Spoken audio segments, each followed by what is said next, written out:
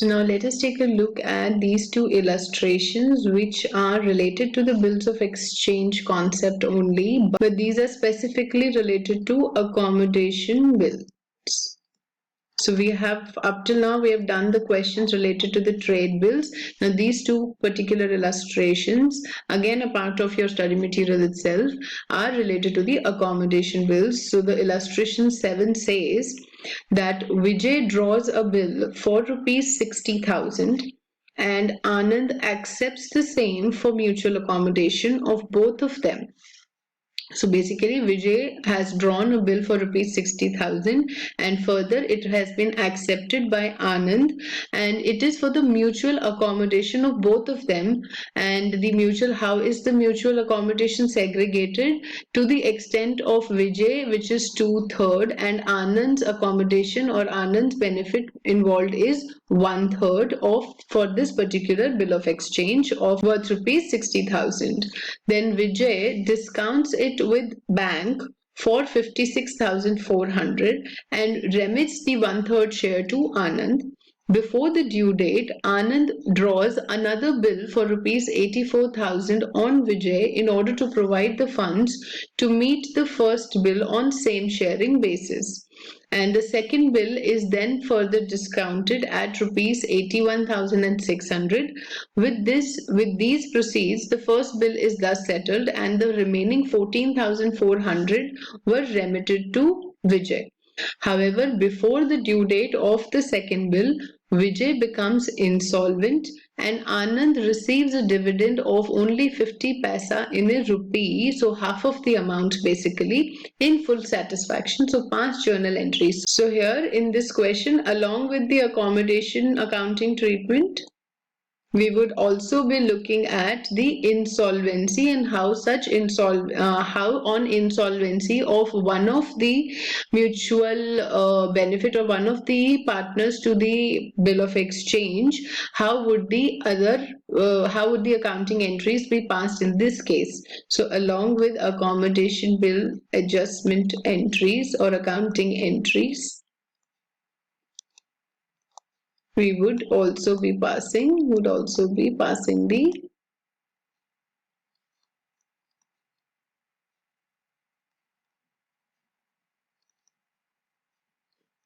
insolvency of drawee entries. Okay, so let us quickly start solving this question. So now in this particular question, we saw that two bills of exchange were drawn and one after the other. So one was raised initially and the mutual benefits were agreed and the share was of between Vijay and Anand. So Vijay and Anand were the mutual benefiters of the bill of exchange, and the shares that they had decided was that the share of Vijay is 2/3 and of Anand is 1/3. So proceeds of the first bill, in the case of first bill, if we see, the bill was of amount rupees 60,000, which was further discounted at rupees 56,400. So this particular bill was discounted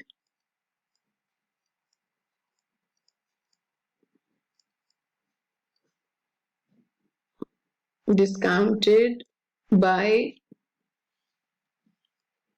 bank at rupees 56,400. So the discount charges would be 60,000 minus 56,400, that gives us 3,600. So 3,600 were the discount charges, and this 56,400 was thus segregated. So basically both the discount, the amount that is received plus the discount charges that are borne by the drawer would be segregated between Vijay and Anand on the proportion 2/3 and 1/3. So 2/3 being of Vijay. So out of this 3,600 divided by 2, 2,400 would be borne by Vijay, and The remaining 1/3, that is 1200, would be borne by Anand. And on the discounting of the bill or the proceeds received, that is 56,400, 2/3 would be given to Vijay and 1/3 would be given to Anand. So the amount received by Vijay is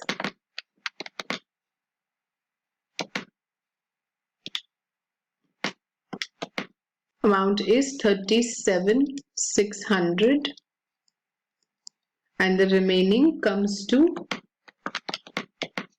18,800. Right? Now, similarly, we would work out for the second bill. So this is the first bill. So for the second bill amounted to 84,000 and the proceeds on discounting, proceeds received on discounting of the bill was 81,600. Again, this 81,000 would be split into 2/3 to Vijay, 1/3 to Anand. So the amount received by Vijay would be 54,400 and 27,200 by Anand. So the discount charges borne by both of them and paid to the bank were 2,400, again segregated between Vijay and Anand.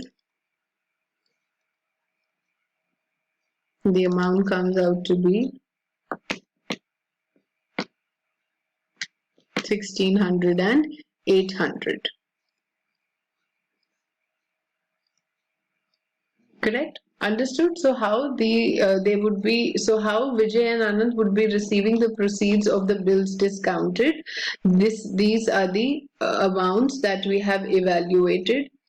So on discounting of the first bill, such proceeds would be received, and on discounting of the second bill, these are the proceeds that are received. Then further, on the first bill, such discount charges are to be borne by Vijay and Anand, and such other charges in the case of the second bill. So proceeding in the question, let us first pass on the entries of such bills of exchange and in the books of Vijay.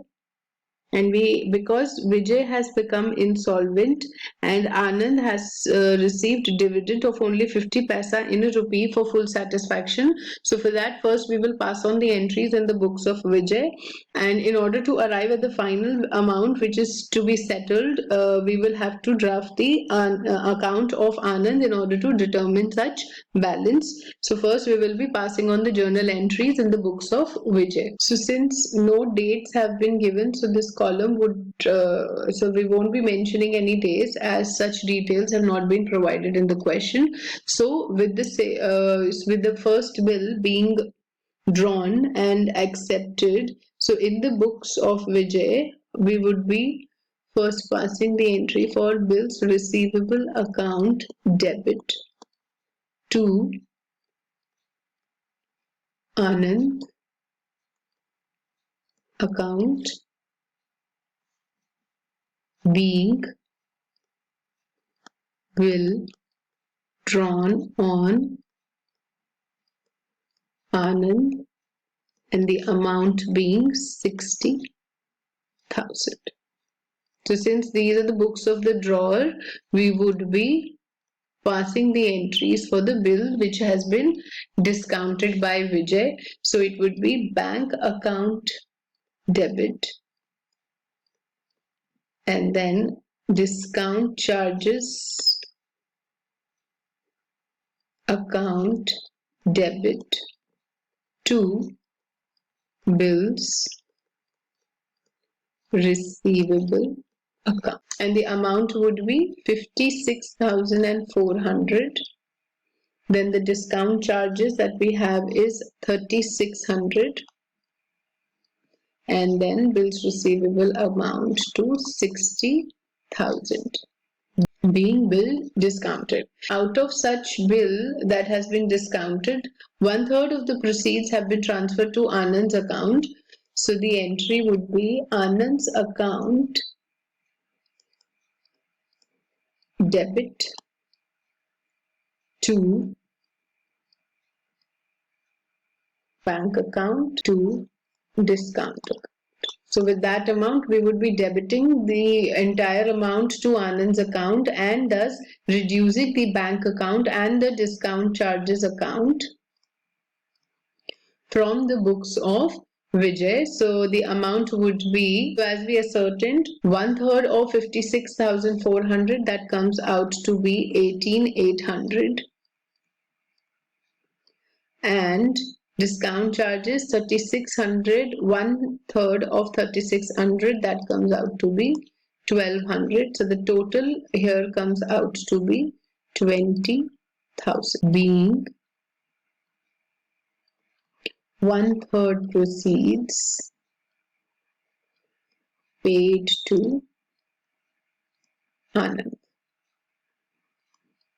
Right, now continuing. So now the question says that before the due date, Anand draws another bill for rupees 84,000 on Vijay in order to provide funds to meet the first bill. So as on the due date, Vijay would be entitled to receive rupees 60,000 from Anand as Vijay drew the bill on Anand. So in order to make that particular payment before the due date, what did Anand do? Anand raised another bill for rupees 84,000 on Vijay. So in the books of Vijay, the fourth entry that we would be passing would be that Anand has been, in order to meet the sale proceeds of the first bill, in order to make the payment, instead of making the payment, another bill was raised and drawn on Vijay by Anand. So here Anand's account, instead of bills receivable account, Anand's account is going to be debited to bills payable account, as another bill of rupees 84,000 has been raised by Anand in order to settle the first bill. So thus 84,000, another bill raised would be 84,000 in the books of Vijay. So being acceptance of bill. Right.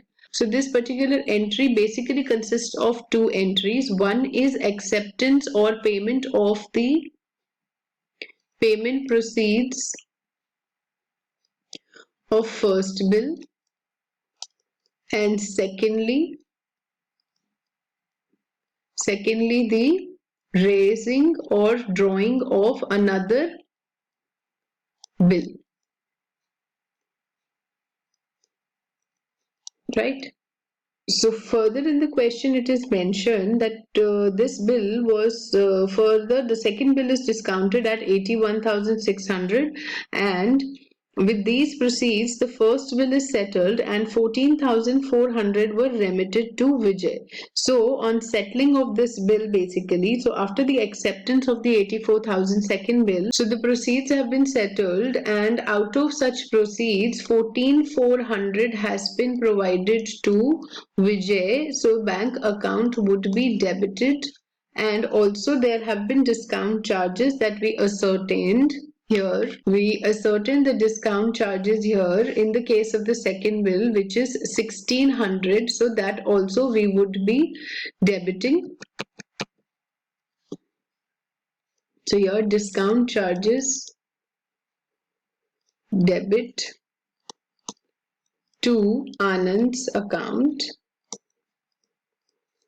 as Anand's account is being debited, thus crediting Anand's account with the bank with the amount received by Vijay, which is 14,400, and then the discount charges paid to the bank worth rupees 1,600, and the total comes out to 16,000,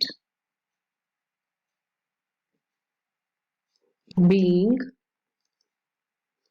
proceeds of discounting the second bill. Alright, now the question further says that before the due date of the second bill, Vijay becomes insolvent and Anand. So now before the due date of the second bill, Vijay has become insolvent. So what happens in the case of insolvency? That the bill will not be, so Vijay will not be able to pay the bill. So thus insolvency would lead to dishonoring of the bill. So we would be reversing the impact of the initial entry in which the bill was created and accepted. So here the accounting entry on dishonor of the bill would be bills payable account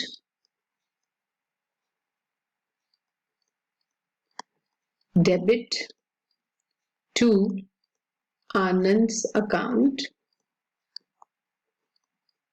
and it would be for the entire amount of 84,000. So basically we are reversing this particular entry that was passed on the acceptance of second bill.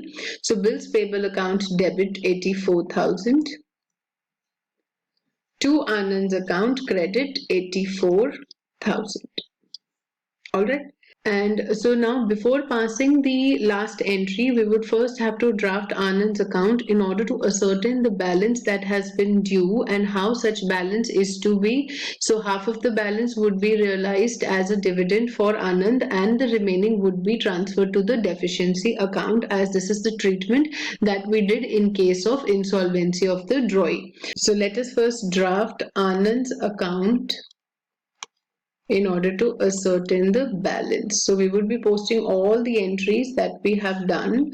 So here I am just quickly drafting the account and posting the entries that we had done. So the first entry would be the bills that had been bills receivable that had been accepted by Anand, the first bill. So by bills receivable account, and it was worth rupees 60,000. So these are the receivables that have been accepted by Anand, which is the first bill that was received, which was 60,000. Out of this, the 1/3 proportion of Anand had been transferred by Vijay, so to bank account, to discount account, and the amount would be 18,800, and then 1,200 is the discount that has been charged on the discounting of the bill by the bank from Anand. So 1/3 of the proportion of the discount and 1/3 of the remittance that has been received from the bank against this particular bill. Now in order to remit or make the payment for such bill before the due date of maturity, Anand raised another bill for acceptance, that is, so two bills payable account. 84,000 have been drawn again on by Anand on Vijay, and further remittance of such proceeds would further amount to by bank account. Amount received was 14,400. Then the discount would be again 1,600. However, such bill was dishonored because Vijay became insolvent. So by bills payable account, the reverse impact of such entry would be 84,000. The entire bill was reversed. So by bills payable account 84,000. Now let us calculate the balance that we have derived. What is the balance amount that comes in the in Anand's account? So on the credit side we have 60,000 plus 14,400 plus 1,600 plus 84,000. So here the total comes out to be 1,60,000. So clearly we'll have a balance here. So in order to find out the balance amount, which out of which 50% would be received by Anand from as a dividend, and the remaining would be transferred to the deficiency account, which could not be realized and paid off by Vijay. So let us first determine the balance amount, which is 1,60,000 minus 18,800 minus 1200 minus 84,000, that gives us 56,000. So as in the question it says that Anand receives a dividend of only 50 paisa in a rupee. Dividend that is being received by Anand is rupees 0.50 paisa, dividend of only 50 paisa in a rupee. So therefore out of 56,000, the bank, so Anand would be receiving 28,000. And as we did cover this concept in the class, the remaining amount would be transferred to the deficiency account in case of insolvency of the drawee. So 28,000 going to the deficiency account. So thus this totals the account of Anand, and so thus we would be passing the last entry in the books of Vijay as Anand's account debit to bank account and to deficiency account, that is 56,000, which is the balance, and debiting 28,000 to bank. This is the dividend that has been received, and the remaining being transferred to the deficiency. So this amount in the deficiency account would be considered as bad debts of the business. So this completes the this particular illustration. Let us take a look at the next illustration. Now, illustration 8 talks about Rahim for mutual accommodation draws a bill for rupees 3,000 on Ratan, and Rahim discounted it for rupees 2,925. Out of such 2,925, he remits rupees 975 to Ratan. On the due date, Rahim is unable to remit his dues to Ratan.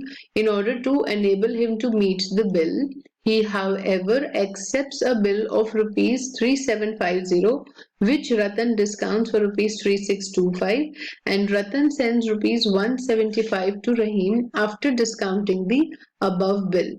Rahim becomes insolvent, and a dividend of 80 paisa in the rupee is received from his estate. Pass the necessary journal entries in the books of both the parties. So in this particular case, we had drafted one of the accounts and passed entries in the books of Vijay. So in this case, this particular question is almost similar to this question, only the difference that is there is of the amount and the amounts being discounted. Here we still evaluated the percentage 2/3 and 1/3. Here we have been given that how much amount Rahim has remitted to Ratan, and then on insolvency what is the dividend amount. Everything has been provided. So on the same lines, you can solve this illustration. So I'll be giving this particular illustration for you to solve on your own. And so I'll be ending the lecture here. Do complete this particular illustration. Revise all the concepts that we have covered so far in the bills of exchange. And after that only start on with the next lecture. So the next lecture we will be starting afresh with the new topic of this particular chapter, that is accounting for special transactions, and we would be starting with consignment accounting.